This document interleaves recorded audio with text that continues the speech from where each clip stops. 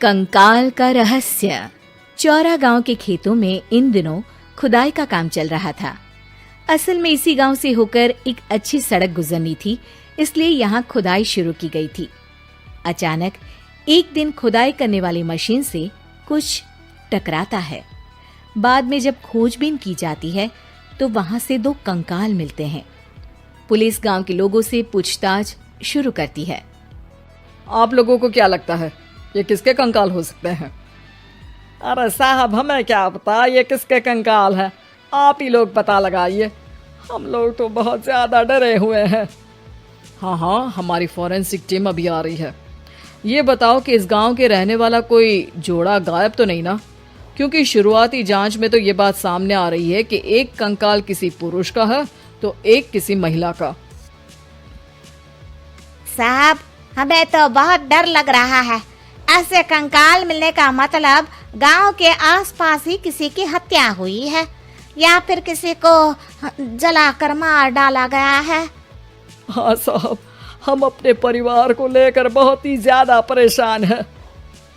देखिए, आप लोगों की परेशानी हम समझ सकते हैं, लेकिन आप लोगों को पुलिस का सहयोग करना होगा, क्योंकि आपके सहयोग के बगैर हम ये पता नहीं लगा सकते हैं कि आखिर ये किसके कंकाल है और इनकी हत्या किसने की। ठीक है साहब, गांव के लोग आपका पूरा सहयोग करेंगे। हाँ साहब, पूरा सहयोग करेंगे। तो फिर ठीक है, हम अपनी जांच शुरू कर देते हैं। कुछ दिन बाद जांच रिपोर्ट आ जाती है।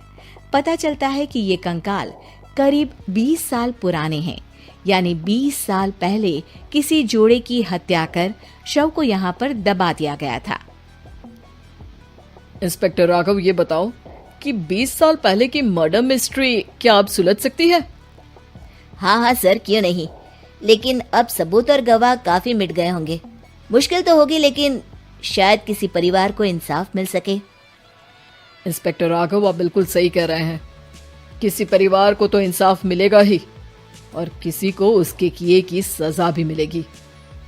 जी सर, मैंने तो जांच शुरू भी कर दी है। 20 साल पहले इस गांव के 2 जोड़े अचानक कहीं गायब हो गए थे। मैंने दोनों ही परिवारों के बाकी के सदस्यों से बातचीत शुरू की तो उन्होंने बताया कि उनके बच्चे शहर गए थे, लेकिन आज तक वापस नहीं लौटे हैं। लेकिन ये दोनों शव किस परिवार के सदस्यों के हैं, ये कैसे पता चल सकेगा? सर, मैंने डीएनए टेस्ट करवा लिया है। आज शाम तक इसकी रिपोर्ट भी आ जाएगी। अच्छा, ठीक है। उसी शाम को सर, डीएनए रिपोर्ट के मुताबिक ये दोनों ही लाशें चौरा गांव के रहने वाले प्रधान सुल्तान सिंह के बेटे और बहू की है। लेकिन इनकी हत्याएं किसने की है, ये कैसे पता लगेगा? इसी का तो पता लगाने की कोशिश में जुटा हूँ सर। आज सुल्तान सिंह से मिलने भी जा रहा हूँ। मेरा बेटा और बहू तो मेरे लिए सिर्फ यादों में ही रह गए थे, हमें उनकी लाशें तक नहीं मिल सकी थी। आज 20 साल बाद उनके कंकाल मिले हैं, मैं अब किसके लिए जीऊं?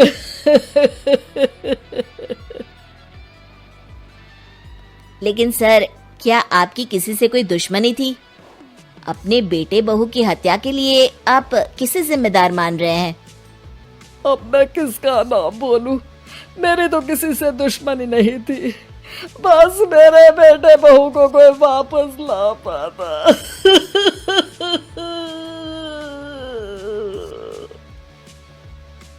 इसके बाद सुल्तान सिंह फूट फूट कर रोना शुरू कर देते हैं।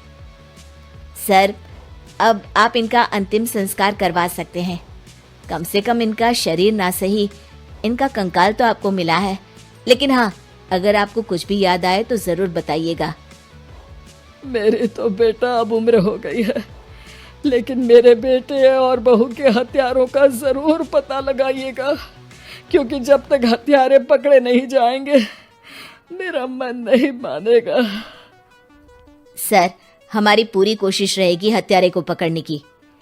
लेकिन एक बात बताइए, उस वक्त आपको किस पर शक गया था? उस वक्त मेरे एक ड्राइवर को पकड़ा गया था, लेकिन सबूतों के अभाव में उसे छोड़ दिया गया था। अच्छा, और ड्राइवर पर कैसे शक हुआ था? क्योंकि उस दिन ड्राइवर छुट्टी पर था। उस समय लेकिन लाश क्यों नहीं मिल सकी थी?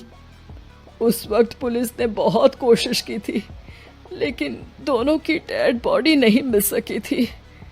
ठीक है, हमारी तफ्तीश चल रही है, मैं फिर आऊंगा। इसके बाद इंस्पेक्टर वहां से चला जाता है और सुल्तान सिंह अपने बेटे और बहू की याद में खो जाते हैं। कुछ दिन बाद सुल्तान सर, एक बात बताइए, जब आपके बेटे बहू की हत्या हुई थी, उसी के आसपास आपके ही गांव का रहने वाला एक और जोड़ा उसी वक्त गायब हो गया था ना? हाँ सर, अलका और अभिषेक, वो भी मेरे बच्चों जैसे ही थे। तो फिर वो कहाँ है? उनका भी आज तक पता नहीं चल सका, लेकिन बताते हैं कि कुछ साल पहले अभिषेक को गांव के ही किसी आदमी ने मुंबई में देखा था, लेकिन फिर वो गायब हो गया। यानी अभिषेक और अलका की हत्या नहीं हुई थी, बल्कि उन्होंने किसी वजह से खुद ही गांव छोड़ दिया था। हाँ, हो सकता है, क्योंकि अभिषेक मेरे बेटे संतोष का अच्छा दोस्त था और उसका मेरे घर भी आना जाना लगा रहता था। हो सकता है कि उसने मेरे बेटे और बहू के बारे में सुन लिया हो और ये गांव छोड़ दिया हो सकता है। उनके परिवार का कोई अब नहीं रहता क्या इस गांव में? अब तो कोई नहीं रहता। एक चाचा थे, लेकिन उन्होंने भी अपना पुश्तैनी मकान बेच दिया है। वो भी अब कहीं शहर में ही बस गए हैं।